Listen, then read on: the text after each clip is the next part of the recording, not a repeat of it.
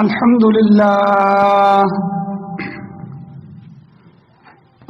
لله وكفى وسلام على عباده الذين اصطفى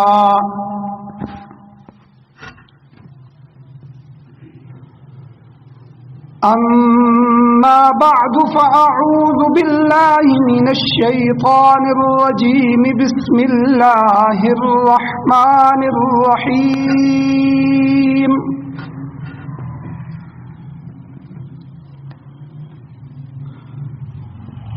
يا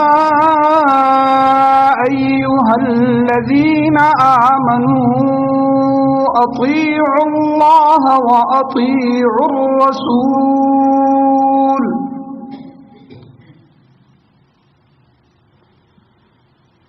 أطيعوا الله وأطيعوا الرسول وأولي الأمر منكم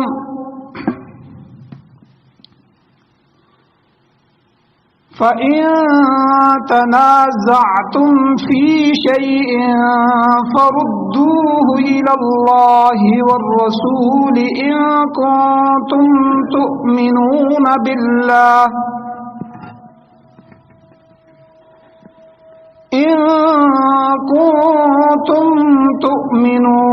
بالله واليوم الآخر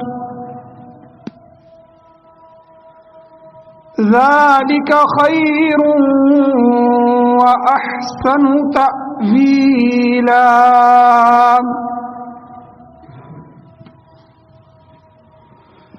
وقال الله تبارك وتعالى في مقام آخر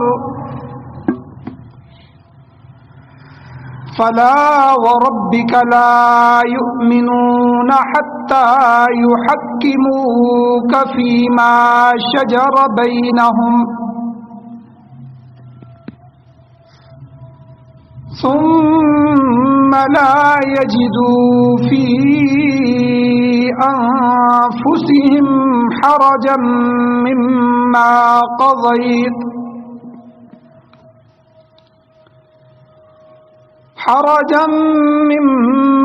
قضيت ويسلموا تسليما. صدق الله العظيم وصدق رسوله النبي الأمي الكريم.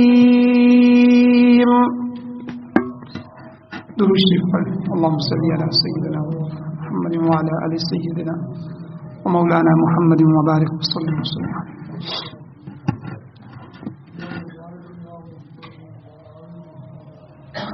میرے واجب الاحترام میرے بزرگوں، دوستوں، نوجوان ساتھیوں،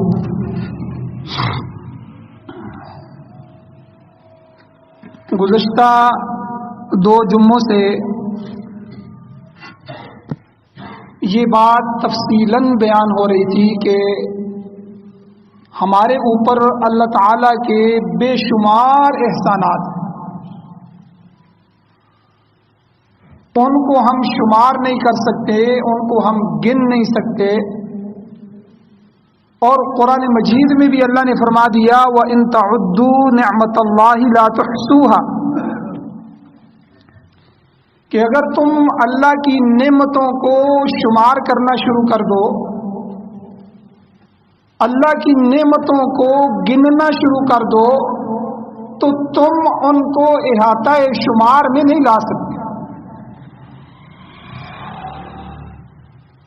لیکن ان انعامات میں سے، ان نعمتوں میں سے جو سب سے بڑی نعمت میں نے ذکر کی تھی وہ حضور علیہ الصلوۃ والسلام کا ہمارے لیے نبی بنا کر بھیجا، کہ اللہ نے بے شمار احسانات کیے لیکن اس احسان کو قرآن میں گنوایا. لقد من اللہ علی المؤمنین اذ بعث فیہم رسولا،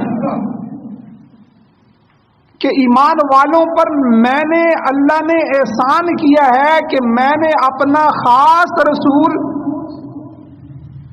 جو ساری امتوں نے چاہا، سارے نبیوں نے اس کی خواہش کی، لیکن میں نے اپنا وہ رسول ان ایمان والوں کو عطا فرمایا۔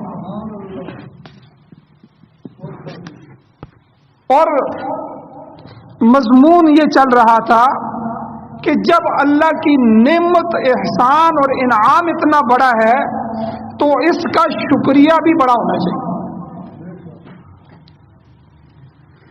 تو نبی علیہ السلام کے بے شمار حقوق ہیں، ان حقوق کو سمٹا جائے، سمویا جائے، جمع کیا جائے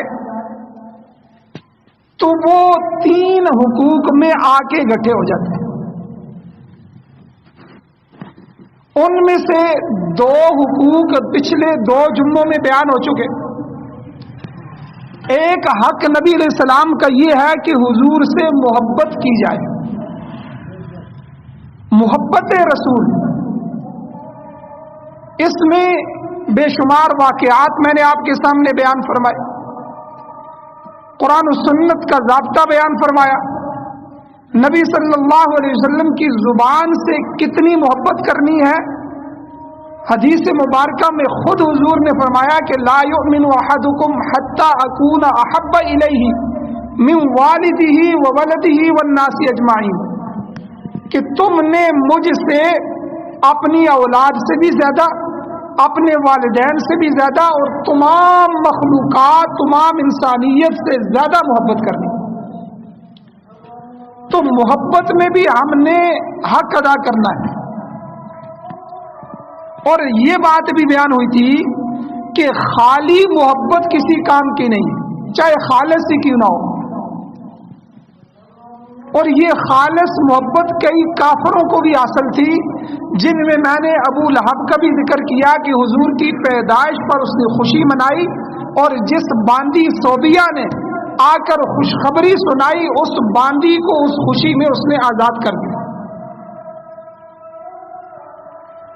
اور ابو طالب کہ نبی صلی اللہ علیہ وسلم کے سفر اور حضر کے ساتھی رہے، حضور کے دفاع کرتے رہے، کافروں سے بچاتے رہے، اور حضور کے محافظ رہے، حضور کے پاسبان نگہبان رہے، لیکن ایمان نہیں لائے، تو ان کے دل میں بھی حضور کی کتنی محبت تھی یہ میں نے بیان کر دیا۔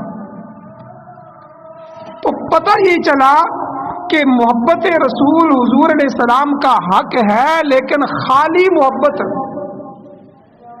جو بغیر عقیدت کے ہو یا بغیر اطاعت کے ہو وہ کسی کام کی نہیں۔ دوسرا حق میں نے بیان کیا تھا حضور علیہ السلام کا کیا ہے کہ پہلے محبت کرنی ہے، اور محبت جان سے زیادہ کرنی ہے۔ دوسرا حق یہ ہے کہ عقیدت رسول، یعنی یہ یقین کرنا ہے اور ہم نے یہ فیصلہ کرنا ہے کہ حضور نبی کریم صلی اللہ علیہ وسلم جو دین لے کر آئے، جو کتاب لے کر آئے، جو شریعت لے کر آئے، جو احکام لے کر آئے، وہ سارے کے سارے حق ہیں، سچ ہیں، اور ایسے سچے ہیں کہ ان کو اختیار کیے بغیر میری نجات ہی ممکن نہیں۔ اس کو کہتے ہیں عقیدت۔ اب ہم حضور کو مانتے ہیں لیکن حضور کی ماننے کے لیے تیار نہیں، محبت کرتے ہیں، محبت میں شاید اتنے زیادہ آگے ہیں کہ نظر آتا ہے کہ ہم اپنے والدین اور عزیز و اقارب سے بھی زیادہ حضور سے محبت کرتے ہیں۔ مثلا جب کوئی لڑائی ہو جائے، کوئی معاملہ بڑھ جائے، کوئی میرے والدین کو گالی دے دے، مجھے گالی دے دے، تو ہم کسی حد تک برداشت کر لیتے ہیں کہ چلو یاد چھوڑو، اس کا منہ ہی گندا ہے، اس کی عادت ہی ایسی ہے۔ حالانکہ ہمیں اپنی جان سے بھی محبت ہے، اپنے والدین سے بھی محبت ہے، لیکن اگر وہی آدمی نعوذ باللہ نبی علیہ الصلوۃ والسلام کے بارے میں کوئی بات کرے تو ہم پھر یہ نہیں کہتے ہم اس کی گردن کو کاٹنے کے لیے تیار ہو جاتے ہیں کہ اس نے میرے پاک پیغمبر کو گالی کیوں دی۔ تو یہ ایک پہلو ہمارا مکمل ہے کہ ہم محبت میں سچے ہیں، لیکن حضور علیہ الصلوۃ والسلام کی لائے ہوئے دین کی عقیدت اور اطاعت اس کی طرف ہم آنے کے لیے تیار نہیں۔ اور امتحان اصل یہ ہے،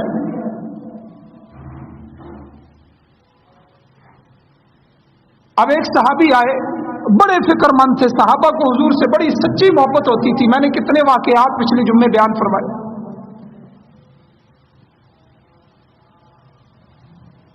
گھر میں بیٹھے ہوئے تھے، دل میں خیال آیا کہ ہم مدینہ میں موجود ہیں، جب دل چاہتا ہے تو ہم مسجد نبوی میں چلے جاتے ہیں، حضور کا انتظار کرتے ہیں، حضور باہر تشریف لاتے ہیں، دل بھر کے حضور کی زیارت کر لیتے ہیں، حضور کی مجلس میں بیٹھ لیتے ہیں، حضور کی ارشادات سن لیتے ہیں، لیکن جب موت آئے گی تو موت آنے کے بعد حضور جنت میں چلے جائیں گے، ہم بھی اللہ کے حکم سے جنت میں چلے جائیں گے، لیکن ہمارے اور حضور کے درجوں میں بڑا فرق ہوگا۔ حضور اللہ کی قربتوں میں ہوں گے، مقام محمود میں ہوں گے، جنت الفردوس کے بھی اعلیٰ درجوں میں ہوں گے، تو ہم ہمارے درجے نیچے ہوں گے۔ اگر وہاں ہمیں حضور کی زیارت نہ ہوئی تو جنت کا مزہ ہی کیا ہے؟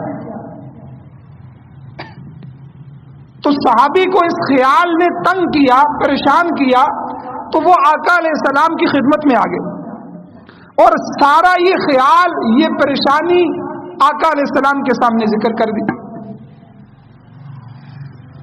حضور علیہ الصلوۃ والسلام نے فرمایا،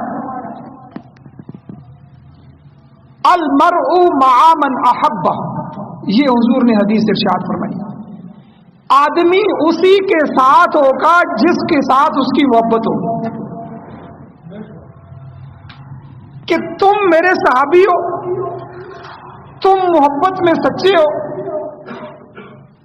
لیکن میری معیت میں جانے کے لیے، جنت میں میرے صحبت کو اختیار کرنے کے لیے تمہیں سجدوں کی کثرت کرنی ہو۔ اب دیکھیں عمل کی زندگی کی طرف صحابہ کو لے گیا، خالی خولی نعروں پر اکتفا نہیں کیا کہ حضور ہم آپ سے بڑی محبت کرنے والے ہیں، ہم یہاں نہیں رہ سکتے تو وہاں ہمارا کیا ہوگا۔ بات تو سچی تھی، لیکن حضور نے فرمایا، اے میرے صحابی، اگر جنت میں بھی میری معیت چاہتے ہو تو سجدوں کی کثرت کرو، اپنے اعمال کو مضبوط کرو، عملی زندگی میں ایک کردار بناؤ، اللہ کو راضی کرو۔ تو دوسرا حق نبی علیہ السلام کا کیا ہے کہ عقیدت رسول ہو، کہ نبی کے دین کو سچا مانا جائے اور اپنی نجات کو حضور کے لائے ہوئے دین میں منحصر سمجھی جائے۔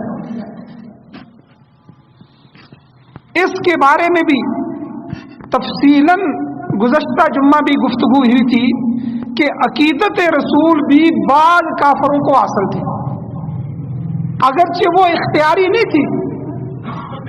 ایمان کہتے ہیں کہ اپنے اختیار سے حضور پر ایمان لانا اور اپنے اختیار سے حضور کو سچا سمجھنا، اپنے اختیار سے حضور کے لائے ہوئے دین میں نجات کو سمجھنا، تب مومن ہوگا۔ لیکن بعض کافروں کو بھی حضور کی بات کی سچائی اتنی زیادہ اس پر کامل یقین تھا کہ ایک اور دو واقعات میں نے گزشتہ جمعہ بیان فرمائے۔ ایک واقعہ یہ ہے، آپ کو اندازہ ہوگا کہ نبی علیہ الصلوۃ والسلام کی بات پر دشمن بھی کتنا یقین رکھتے تھے۔ ابو لہب حضور علیہ السلام کا سکا چچا ہے، خاندان ہے، لیکن اسلام کا سب سے بڑا مخالف، حضور علیہ السلام کے پیغام کے پھیلنے میں سب سے بڑی رکاوٹ۔ اب حضور کی 2 بیٹیاں اپنے چچا ابو لہب کے 2 بیٹوں کے گھر میں تھی. نکاح ہو گیا تھا، رخصتی نہیں ہوئی، نسبتیں ہو گئی. اب جب پہلی دعوت پر نبی علیہ السلام نے جو کوہ صفا پہ کھڑے ہو کے دعوت دی تھی تو سب سے پہلا پتھر مارنے والا یہی چچا. اب جب پتھر مارا تو اللہ تعالیٰ کو بھی غیرت آئی کہ میرے پاک پیغمبر کے لیے اس نے الفاظ ایسے استعمال فرمائے کہ تبا لک یا محمدن لہذا جمعتنا، اے محمد تو نے ہمیں اس کے لیے جمع کیا تھا، یہاں آواز دی تھی، اس لیے بلایا تھا، ہمارے بتوں کو برا بلا کہ ہمارے خداؤں کی توہین کرے. تو اس پر پتھر بھی مارا اور تبل لک کہا حضور کو، نعوذ باللہ، کہ آپ ہلاک ہو جائیں. تو قرآن میں بھی اللہ نے اسی لفظ سے سورت نازل فرمائی کہ تبت یدا ابی لہب و تب. ابو لہب تم میرے پاک پیغمبر اور میرے محبوب کو کہتا ہے کہ آپ ہلاک ہو جائیں، تیرے دونوں ہاتھ ٹوٹ جائیں، تو ہلاک ہو جائے. اب جب یہ پوری صورت نازل ہوئی جس میں ابو لہب کو، اس کے خاندان کو، وامرأتہ حمالۃ الحطب، اس کی بیوی کو، سب کی توہین کی، قرآن نے سب کے حقائق بیان کر دیے، ان کا کفر آشکارا کر دیا. اب نبی علیہ الصلوۃ والسلام کا جو چچا تھا ابو لہب، اس نے اپنے بیٹوں کو کہا کہ تمہارے باپ کے بارے میں قرآن مجید میں یہ سورت اتر رہی ہے اور قرآن تمہارے باپ پر، تمہاری ماں پر لعنت کر رہا ہے، اور تم محمد صلی اللہ علیہ وسلم کی بیٹیوں کو اپنے نکاح میں لیے ہو. آج تم یا ہمارے ساتھ رہو گے یا ان کو طلاقیں لو. تو دونوں بیٹوں نے طلاقیں دے دی. نبی علیہ السلام کی بیٹیوں کو اس دین کے لیے میرے بھائیوں طلاقیں دیے، لیکن ایک بیٹے نے جا کے صرف طلاق دے کے واپس آ گیا. دوسرا جو بدبخت تھا عتیبہ، اس نے بدبختی کی کہ نبی علیہ السلام کی گردن میں گلبند ڈال کے، رسی ڈال کے اس نے کھینچا اور نبی علیہ السلام کے مبارک چہرے کی توہین کی اور نبی علیہ السلام کی طرف تھوکا. حضور کبھی بد دعا نہیں دیتے تھے، لیکن کبھی حضور کو تکلیف ہوتی تو حضور علیہ السلام کی زبان سے اس کے لیے ایک بد دعا نکلی. حضور علیہ السلام نے فرمایا، اے اللہ، اپنے درندوں میں سے، اپنے شیروں میں سے ایک شیر اس بدبخت پر مسلط کر. اب وہ چلا گیا اور جا کر بیٹوں نے اپنے باپ کو کارگزاری سنائی. ایک نے کہا کہ میں نے وہاں کھڑے کھڑے حضور کی بیٹی کو طلاق دی اور واپس آ گیا. دوسرے نے کہا کہ میں نے طلاق خالی نہیں دی، میں نے ان کی اس طرح توہین کی، میں نے ان کا گلا دبایا، میں ان کے چہرے پہ تھوک کے آیا ہوں. لیکن ایک بات ہے، والد کو بتایا، ابو لہب کو، کہ حضور نے مجھے یہ الفاظ کہہ کے، حضور علیہ السلام نے مجھے بد دعا دی. اب دیکھیں کافر تھا، توہین کر کے آیا، نہ مانتا تو نہ مانتا، لیکن دل میں یہ بات بیٹھ گئی کہ یہ واقعی اللہ کے نبی ہیں. انہوں نے جو بد دعا دی ہے، کیونکہ حضور کی 40 سال کی زندگی ان کے درمیان میں گزری تھی، اتنا سچا، اتنا امانت دار، اتنا پاکیزہ آدمی اس معاشرے میں، جس معاشرے میں پاکیزگی تھی ہی نہیں، علم تھا ہی نہیں، جہالت ہی جہالت تھی. اب وہ سمجھ گیا کہ حضور علیہ السلام کی یہ بات پوری ہوگی. اب وہ ہمیشہ اپنے اس بچے کے ساتھ، اب دوسرا بچہ بھی تھا، اس نے بھی طلاق دی، لیکن اس کی فکر نہیں کرتا، اس بچے کے ساتھ ہمیشہ حفاظتی دستہ رکھتا، گارڈ رکھتا. ایک دفعہ وہ شام کے سفر میں گیا اور شام کے سفر میں رات ہو گئی، جنگل کے قریب پڑاؤ ڈالا. اب سارے اپنے اپنے خیمے لگا رہے ہیں، اپنے اپنے سامان کو سنبھال رہے ہیں. تو ابو لہب جو ہے لوگوں کو کہتا ہے، دیکھو یہ سارا سامان ایک جگہ جمع کرو. بھائی کیوں ایک جگہ جمع کریں؟ کہ میں نے اپنے بیٹے کو اس اونچی جگہ پہ سلانا ہے اور ہم نے ارد گرد سونا ہے.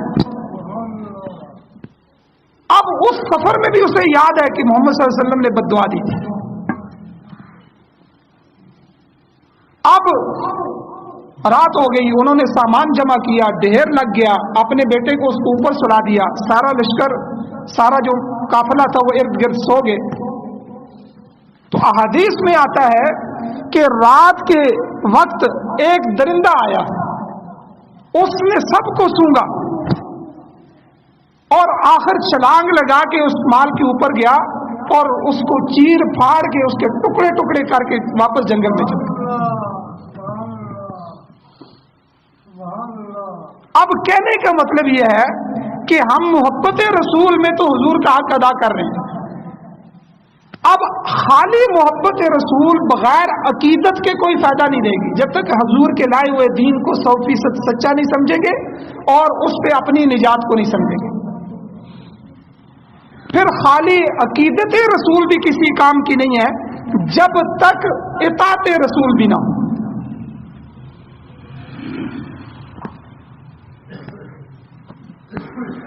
اطاعت رسول میں صحابہ کرام کی وہ مثال دنیا کے سامنے پیش ہوئی ہے، شاید قیامت تک کوئی انسان نبی علیہ السلام کی اطاعت کرنے میں وہ مثال پیش نہیں کر سکتا. احادیث میں آتا ہے کہ نبی صلی اللہ علیہ وسلم نے اپنی چہیتی لاڈلی بیٹی حضرت فاطمہ الزہرا رضی اللہ تعالی عنہ سے فرمایا، اے میری بیٹی اس گمانڈ میں نہ رہنا کہ میں محمد الرسول اللہ کی بیٹی بخشی جاؤں گی. بیٹی وہاں عمل کام آئے گا، اپنے اعمال کو تیز کرو. اور یہی وجہ ہے کہ حضرت حسین رضی اللہ تعالیٰ عنہ کربلا میں شہید ہو رہے ہیں لیکن نماز کے وقت میں نماز نہیں چھوڑ رہے. حالانکہ وہ نواسے تھے، خون تھا نبی علیہ السلام کا، اگر چھوڑ بھی دیتے تو ان کے لیے بخشش کے اعلان تھے، لیکن ان کو یہ بات پتہ تھی کہ محبت رسول کے ساتھ عقیدت رسول بھی ضروری ہے اور عقیدت رسول کے ساتھ اطاعت رسول سب سے زیادہ ضروری ہے. تو حضرت فاطمہ رضی اللہ تعالی عنہ نے اپنے والد کی اس بات کو ایسے پلے باندھا کہ جیسی ماں ہوگی پھر آگے اولاد بھی ایسے ہوگی. حسن و حسین بھی ایسے تھے. روایات میں آتا ہے کہ حضرت فاطمہ الزہرا رضی اللہ تعالی عنہ سردیوں کی لمبی راتوں میں 2 رکعت نماز کی نیت کرتی نفل کی، تو صبح کی اذانیں ہو جاتی، پھر اپنے رب سے گلہ کرتی کہ اے اللہ تیری رات اتنی مختصر ہو گئی ہے کہ فاطمہ کی 2 رکعتیں بھی مکمل نہیں. تو یہ اطاعت کا حق تھا جو صحابہ نے ادا کیا. اسی طرح حضور علیہ الصلوۃ والسلام نے اپنی پھوپھی کو بھی یہی فرمایا تھا، اے میری پھوپھی آپ یہ نہ کہنا کہ میں پیغمبر علیہ السلام کی پھوپھی ہوں. وہاں اپنے اعمال کام آئیں گے، رشتہ داری نسب کام نہیں آئے گا. اگر رشتہ داری کی وجہ سے بخشش ہوتی تو نوح علیہ السلام کے بیٹے کی بخشش ہو جاتی. اگر برادری کی وجہ سے بخشش ہوتی تو حضرت ابراہیم علیہ السلام کی والد کی بخشش ہو جاتی. اگر حسب نسب کی وجہ سے بخشش ہوتی تو لوط علیہ السلام کی بیوی کی بخشش ہو جاتی. تو اس لیے آدمی کو یہ سوچنا چاہیے کہ ہمیں اطاعت رسول کے بغیر گزارا نہیں ہے. حدیث میں آتا ہے کہ نبی علیہ الصلوۃ والسلام ایک دفعہ منبر پہ تشریف لائے، خطبہ دینے لگے، تو کچھ آدمی اس طرح آ رہے تھے، کچھ دروازے میں کھڑے تھے، کچھ باہر تھے. تو حضور علیہ السلام نے مخاطب کر کے کہا، یا ایھا الناس اجلسوا، اے لوگوں بیٹھ جاؤ. اب جو جہاں تھا وہیں بیٹھ گیا. صحابی رسول حضرت عبداللہ ابن مسعود رضی اللہ تعالیٰ عنہ مسجد کے گیٹ میں تھے، باہر گلی میں تھے، حضور کو نظر آ رہا تھا. جب یہ آواز کانوں میں پڑی تو فوراً وہی گلی میں بیٹھ گئے. اب حضور علیہ الصلوۃ والسلام نے ان کو کہا کہ عبداللہ اندر آ جاؤ، مسجد میں آ کے بیٹھو. تو کسی نے پوچھا تو بتایا کہ موت کا کیا پتہ ہے، جب رسول اللہ کی آواز پڑ گئی، اب مسجد میں ہیں یا باہر ہیں، حضور کا حکم ہے، ہمارے لیے لازم ہے کہ وہیں بیٹھ جائیں. حالانکہ حالات سے، قرائن سے پتہ چل رہا تھا کہ حضور کے کہنے کا مقصد یہ تھا کہ بھائی کھڑے نہ ہو، آ کے صفوں میں بیٹھ جاؤ. لیکن صحابی نے تعویل بھی گوارا نہیں کی، حضور کے حکم میں کسی چیز کو نہیں دیکھا. آواز آئی، بس کانوں میں پڑ گئی، اللہ اور اس کے رسول کا حکم آ گیا. اب کوئی پتہ نہیں ہے، اگلا قدم اٹھائیں تو ہو سکتا ہے موت آ جائے، اور حضور کے اس ارشاد پر عمل کے بغیر ہی دنیا سے چلے جائیں اور کہیں اللہ کے دربار میں ہمیں پوچھنا ہو جائے. اور اسی طرح صحابہ اکرام کو حضور علیہ الصلوۃ والسلام ہمیشہ فکر آخرت میں رکھتے تھے. ایک دفعہ حضرت عبداللہ ابن عمر رضی اللہ تعالی عنہ اور ان کی والدہ اپنے مکان کو لیپ کر رہے تھے، مکان کی دیوار کو کھڑا کر رہی تھی، لیپ رہے تھے. تو حضور علیہ السلام کا گزر ہوا. حضور نے فرمایا کہ کیا کر رہے ہیں؟ فرمایا کہ حضور یہ پرانی ہو گئی ہے، گر جانے کا خدشہ اندیشہ ہے، اس لیے اس کو لیپ رہا ہوں تاکہ کچھ روز یہ کھڑی رہے. حضور علیہ السلام نے فرمایا عبداللہ موت اس سے بھی زیادہ قریب ہے. تم دیوار کے متعلق تو اندازے لگا رہے ہو کہ یہ ہو سکتا ہے گر جائے اور میرے لیپ کرنے سے چند دن ٹھہر جائے، لیکن زندگی کا اتنا بھی بھروسہ نہیں.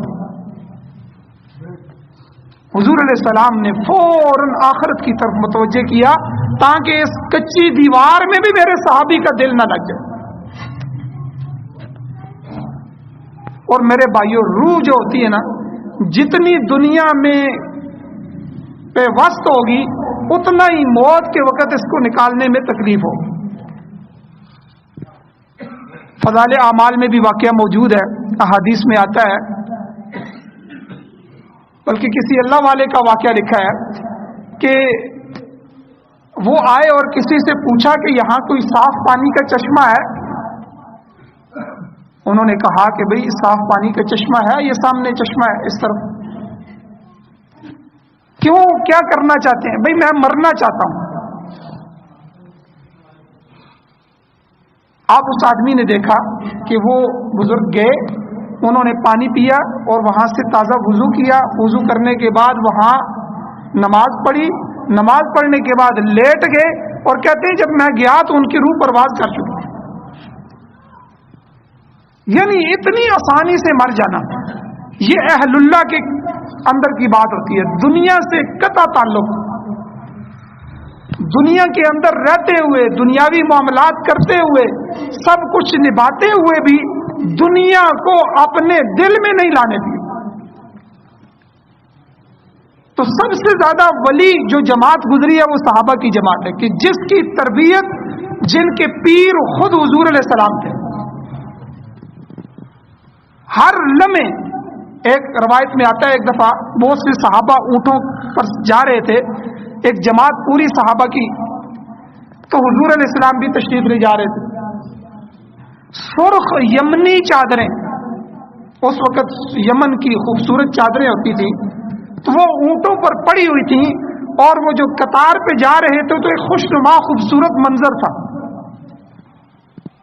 تو حضور علیہ الصلوۃ والسلام نے فرمایا میں دیکھ رہا ہوں کہ تمہاری طبیعتیں سرخی کی طرف جا رہی ہیں، دنیا کی خوشنمائی میں ڈوبے جا رہے ہو. بس حضور کہہ کے چلے گئے. روایات میں آتا ہے سارے صحابہ فوراً کودے، نیچے اترے اور اونٹوں سے چادریں اتار کے ساری پھاڑ دی. تو یہ وہ اطاعت کا مادہ تھا جو نبی علیہ الصلوۃ والسلام نے صحابہ کے دل میں بھر دیا. حالانکہ یہ چادریں کسی اور کام بھی آ سکتی تھی، لیکن جب حضور کو پسند نہیں آئی اور یہ منظر میرے پیغمبر کو پسند نہیں آیا تو میں اس منظر کو گھر میں بھی رکھنا نہیں چاہتا. اب یہ چادریں گھر میں بھی جائیں گی تو گھر میں بھی کوئی منظر ہوگا، اچھی چادر. جب حضور نے اس منظر کو نہیں پسند کیا تو یاد رکھیں فوراً حضور علیہ السلام نے فکر آخرت. حضرت عمر رضی اللہ تعالیٰ عنہ ایک دفعہ ایک جبہ پہن کے آئے تو جبہ جو تھا وہ ریشمی جبہ تھا. حضور نے فرمایا کہ بھئی ریشم تو مرد کے لیے جائز نہیں ہے. آپ فوراً اٹھے. حضرت عمر رضی اللہ تعالیٰ عنہ باہر ایک تندور تھا تو اپنا جبہ اتارا اور روٹی پکانے والے تندور میں ڈال دیا، جل گیا. دوسرے وقت میں حاضر ہوئے تو حضور علیہ الصلوۃ والسلام نے خود پوچھا کہ عمر وہ جبہ کدھر ہے؟ فرمایا حضور میں نے تو اس کو جلا دیا، جب آپ کو پسند نہیں ہے اور مرد کے لیے جائز نہیں ہے تو حضور نے فرمایا اپنی بچیوں کے لیے کپڑے بنا لیتے، عورت کے لیے ریشم جائز ہے. میری امت کے مردوں کے لیے ریشم کا کپڑا خالص اور سونا یہ مردوں کے لیے حرام ہے، عورتوں کے لیے یہ دونوں چیزیں جائز ہیں. تو حضرت عمر فرماتے ہیں حضور جب آپ کو وہ لباس پسند نہیں تھا تو میری غیرت نے بھی گوارا نہیں کیا، میں نے اس کو جلا دیا. اور حضرت علی رضی اللہ تعالیٰ عنہ کے بارے میں آتا ہے، ان کی اطاعت دیکھیے. ایک دفعہ ایک اونٹ پر سوار ہوئے سفر پر جانے کے لیے تو آپ نے چند کلمات پڑھے، سبحان اللہ الحمدللہ لا الہ الا اللہ اللہ اکبر. پھر اونٹ کو کمچی ماری، جو ہاتھ میں ہوتا ہے وہ مار کے پھر ہنسنے لگے. تو کسی نے پوچھا کہ آپ یہ کیا کر رہے ہیں، یہاں تو کوئی ایسی بات نہیں ہوئی جس پہ ہنسا آئے. تو فرمایا کہ میں نے حضور علیہ الصلوۃ والسلام کو دیکھا تھا، آپ اسی طرح اونٹ پہ سوار ہوئے اور یہی آپ نے کلمات پڑھے اور اسی طرح اونٹ کی کمچی ماری اور آپ ہنسے تھے. مجھے بات یاد آئی تو میں نے آپ کے پیغمبر کے اس کردار کو بھی اپنا لیا تاکہ میرے پیغمبر کا وہ کردار بھی میری سنت کے مطابق ہو جائے. حالانکہ حضور علیہ السلام اس وقت جو ہے وہ ہنسے ہوں گے، کوئی بات ہوئی ہوگی، حضور نے تبسم فرمایا ہوگا، لیکن صحابہ اس درجے کے مطیع تھے.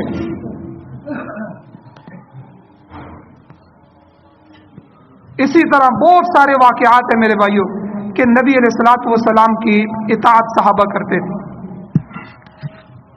اب جن چیزوں میں نبی صلی اللہ علیہ وسلم نے حکم فرمایا ہے، ہم نے نبی صلی اللہ علیہ وسلم کے حکم کے مطابق عمل کرنا ہے. اگلی بات، جب ہم اطاعت پہ آ گئے تو اطاعت میں بھی اسی طرح کرنا ہے کہ جس میں حضور علیہ السلام کی ہدایات موجود ہیں. عبادت کے اندر بھی حضور کا طرز، حضور کا فرمان اور حضور کا عمل موجود ہے. بڑا عجیب واقعہ حدیث میں آتا ہے کہ 3 حضرات صحابہ کرام حضور علیہ السلام کی ازواج کے پاس آئے، گھر آئے تو پردے میں پوچھا کہ آپ ہمیں حضور کا عمل بتائیں کہ حضور علیہ الصلوۃ والسلام کیا رات دن میں کیا کرتے تھے، کیا عمل تھا. تو انہوں نے ازواج مطہرات نے حضور کا عمل بتا دیا. اب ان تینوں نے آپس میں معاہدہ کیا. ایک صحابی کہنے لگے کہ میں ہمیشہ روزہ رکھوں گا، حضور روزہ رکھتے ہیں، اب میں ساری زندگی روزے رکھوں گا، کبھی روزہ نہیں چھوڑوں گا. اور دوسرے نے کہا کہ حضور رات کو نماز پڑھتے ہیں، تو اب میں ساری رات نماز پڑھوں گا جب تک زندگی ہے، تو رات کو میں بالکل بستر کے قریب بھی نہیں جاؤں گا، سونا بھی نہیں. اور تیسرے صحابی نے کہا کہ میں اب شادی نہیں کروں گا، عورتوں کے پاس نہیں جاؤں گا، بس عبادت میں اپنی زندگی گزار دوں. اب دیکھیں بظاہر تو یہ بڑے اچھے عمل ہیں کہ ایک بندہ ساری رات پوری زندگی نماز پڑھے، ایک بندہ پوری زندگی کبھی روزے کو چھوڑے ہی نہ، ساری زندگی روزہ رکھے، اور ایک بندہ عورتوں سے یعنی شادی سے کنارہ کر لے اور اپنی زندگی کو عبادت کے لیے وقف کر دے۔ لیکن میرے نبی کا یہ طرز نہیں تھا۔ حضور گھر میں تشریف لائے، ازواج مطہرات نے سارا واقعہ بیان فرما دیا کہ آپ کے 3 جانثار آئے تھے صحابہ، اور آ کے ہم سے پوچھا کہ حضور کا عمل کیا ہے زندگی کا، تو ہم نے بتا دیا۔ تو انہوں نے یہ 3 وعدے کیے۔ حضور علیہ السلام نے ان صحابہ کو بلایا اور بلا کر حضور نے فرمایا، دیکھو تم سب میں سے سب سے زیادہ اللہ سے ڈرنے والا میں ہوں، تم سب سے زیادہ تقوی مجھ کو حاصل ہے، لیکن یاد رکھنا میں رات کے ایک حصے میں سوتا ہوں اور رات کے ایک حصے میں نماز پڑھتا ہوں۔ یعنی بیوی کا بھی حق ہے، بچوں کا بھی حق ہے، پھر جسم کا بھی حق ہے کہ آپ آرام کریں، پھر تازہ دم ہو کے آدھی رات کے بعد چاہے اگلی آدھی رات کا سارا حصہ عبادت میں لگا دے۔ لیکن تم نے یہ جو وعدہ کیا ہے کہ اب ساری زندگی موت تک کسی رات سوئیں گے نہیں، یہ میرا طرز نہیں ہے میرے صحابہ۔ جہاں تک تقوی کی للہیت کی بات ہے، اللہ والا میں سب سے زیادہ ہوں، اللہ سے ڈرنے والا سب سے زیادہ ہوں، تقوی تم سب سے زیادہ مجھے حاصل ہے۔ اسی لیے کسی عالم نے بڑی اچھی تعریف کی سنت کی اور بدعت کی، کہ سنت کسے کہتے ہیں کہ نبی صلی اللہ علیہ وسلم کی اطاعت نبی علیہ السلام کے طریقے پر۔ سنت کسے کہتے ہیں جی؟ حضور کی اطاعت حضور کے طریقے پر، جیسا حضور نے فرمایا۔ اور بدعت کسے کہتے ہیں کہ حضور علیہ السلام کی اطاعت اپنے طریقے پر۔ اب دیکھیں جو 12 ربیع الاول میں یا اس مہینے میں لائٹیں لگاتے ہیں یا جو کچھ بھی کرتے ہیں، یہ میرے پاک پیغمبر کا طرز تو نہیں ہے، حضور کا طریقہ تو نہیں ہے۔ اب محبت تو کرتے ہیں، محبت میں ہم نہیں کہتے، لیکن حضور سے محبت اپنے طریقے پر۔ اب یہاں دیکھیں اس واقعے سے کہ صحابی آئے، بظاہر بڑا اچھا عمل ہے کہ ساری زندگی روزے رکھے، ساری راتیں جو ہے وہ جاگ کر اللہ کے سامنے عبادت کرتے رہیں، شادی نہ کریں اور ساری زندگی کو عبادت میں، بظاہر بڑا اچھا عمل ہے۔ لیکن واپس صحابہ کو بلایا اور بلا کے سمجھایا کہ یاد رکھنا کہ میں سب سے اللہ سے زیادہ ڈرنے والا ہوں، تقوی والا ہوں، میں ساری رات نماز نہیں پڑھتا، ایک حصہ رات کا میں سوتا ہوں، ایک حصہ میں جاگ کے اللہ کے سامنے اس کی عبادت کرتا ہوں۔ اور روزے والے کو کہا، جس صحابی نے کہا تھا میں ساری زندگی روزے رکھوں گا، فرمایا میں کبھی روزے رکھتا ہوں اور کبھی میں افطار بھی کرتا ہوں، میں روزہ توڑتا بھی ہوں، میرا تو یہ معمول نہیں ہے کہ میں ساری زندگی روزے رکھ رہا ہوں۔ اور اس میں یہ بھی یاد رکھیں کہ نبی صلی اللہ علیہ وسلم اکثر پیر اور جمعرات کو، سوموار اور جمعرات کا روزہ رکھتے تھے، اور یہ عام معمول تھا حضور علیہ السلام کا۔ اس لیے جو اللہ والے ہیں وہ اکثر اس کو پسند بھی کرتے ہیں اور ان کی عادت بھی ہے کہ وہ سوموار اور جمعرات کا روزہ رکھتے ہیں۔ اور اس میں حضور علیہ السلام نے وجہ بھی بیان فرمائی۔ حضور نے فرمایا سوموار اور جمعرات کو بندے کے اعمال اللہ کے دربار میں پیش کیے جاتے ہیں اور اللہ تعالیٰ گناہگار لوگوں کی مغفرت فرماتے ہیں۔ میں چاہتا ہوں میرا نامہ اعمال اللہ کے دربار میں، اللہ کے سامنے ایسے حالات میں پیش ہو کہ میں روزے کی حالت میں ہوں۔ اور اسی طرح چاند کی 13، 14 اور 15 تاریخ ہے، حضور علیہ السلام اس میں بھی روزہ رکھتے تھے، ترغیب بھی دی ہے۔ تو بہرحال یہ سارے نفلی روزے ہیں، فرض صرف رمضان کا روزہ ہے۔ لیکن ساری زندگی روزہ رکھنا یہ میرے پاک پیغمبر کا طریقہ نہیں، حضور نے صحابی کو منع فرمایا۔ اور پھر تیسرے کو فرمایا کہ میں تو شادی بھی کرتا ہوں، میری تو 11 شادیاں ہیں۔ فمن رغب عن سنتی فلیس منی، جس نے میری سنت سے اعراض کیا وہ تو مجھ میں سے نہیں ہے۔ تو حضور علیہ الصلوۃ والسلام نے اعتدال جو دین ہے اس کا اعتدال بھی بیان فرمایا، اپنی سنت اور اپنا طریقہ بھی بیان فرمایا۔ تو اس لیے میرے بھائیوں ہم نے یہ 3 حق حضور کے ادا کرنے ہیں: محبت رسول، عقیدت رسول، اطاعت رسول۔ اور اور اطاعت میں ہم نے اپنی مرضی سے اللہ اور اللہ کے رسول کی اطاعت نہیں کرنی. اب دیکھیں یہ 4 رکعت ہے. ایک آدمی سوچتا ہے ہم زور کی 4 رکعت پڑھتے ہیں، جمعے کی 2 ہو جاتی ہیں، یہ بھی تو زور کی نماز ہے. اب میری عقل تو یہ کہتی ہے کہ جمعہ فضیلت والا ہے، جمعے کی تو 6 رکعتیں ہونی چاہیے، 4 سے 2 پڑھنی چاہیے. لیکن اللہ اور اللہ کے رسول کا کیا حکم ہے کہ جمعے کے 2 فرض ہیں. اب یہاں نے میں اپنی عقل، اپنے مفروضے، اپنی مرضی، اپنی خواہشات نہیں کرنی دین میں نے اتنا عمل کرنا ہے جتنا اللہ اور اس کے رسول نے بتایا. اللہ تعالیٰ سے دعا ہے اللہ ہمیں نبی صلی اللہ علیہ وسلم کے ان تینوں حقوق کو ادا کرنے کی توفیق فرمائے اور نبی صلی اللہ علیہ وسلم کی سچی محبت نصیب فرمائے، حضور علیہ الصلوۃ والسلام کے دین سے عقیدت نصیب فرمائے اور آپ کی کامل اطاعت نصیب فرمائے. وآخر دعوانا الحمد للہ رب العالمین.